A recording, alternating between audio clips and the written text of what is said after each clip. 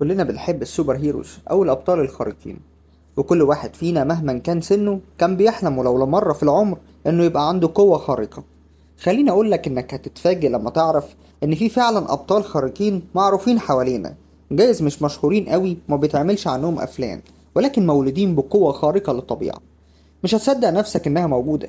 النهاردة أقولك على أكتر من 5 أطفال عندهم قوة خارقة للطبيعة.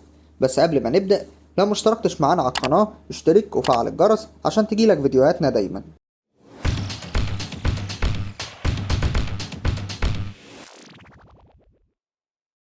جابي جينجراس. البنت الجميلة دي اسمها جابي جينجر، ودايما بيمشي معاها واحد بيراقب تصرفاتها وأفعالها عشان يتأكد بنفسه إنها مش هتعمل حاجة تضر بيها نفسها.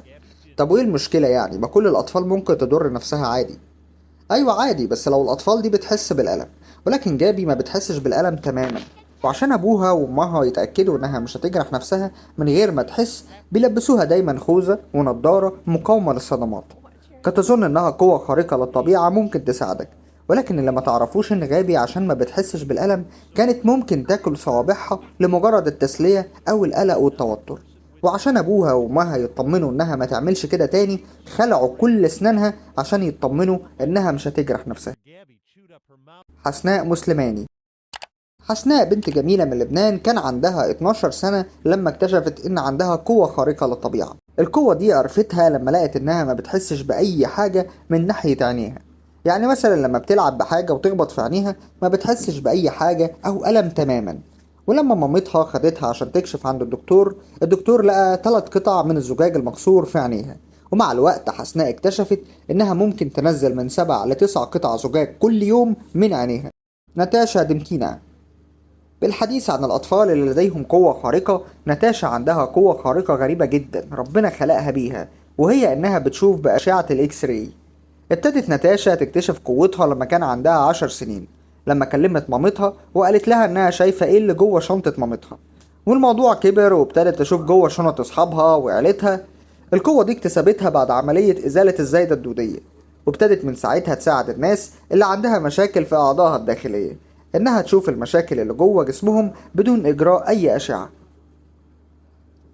رمسيس سانجوينو. الولد ده اتسمى على اسم رمسيس الأول، وعنده موهبة غريبة احنا لما بنكبر بناخد سنين عشان نعمل جزء منها، وهي انه بيتكلم 7 لغات وبيقرا اللي في دماغ الناس كمان. رمسيس كان عنده توحد، وابتدى يعالج التوحد ده بانه يتعلم لغات جديدة حتى قبل ما يتعلم يمشي.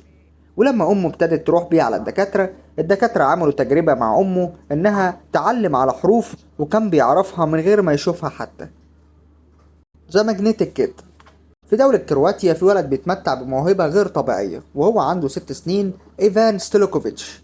الولد ده لو بصيت له ما بتحسش عليه بأي حاجة غريبة، ولكن كان بيعمل كل حاجة غريبة بأي حاجة معدنية، وهي إنه بتصدر منه قوة مغناطيسية بتشد ليها أي حاجة معدنية. أبو وأم إيفان كانوا بيقولوا إن القوة المغناطيسية اللي كانت عند إيفان كانت بتخليه يشيل أكتر من 25 كيلو من الحديد.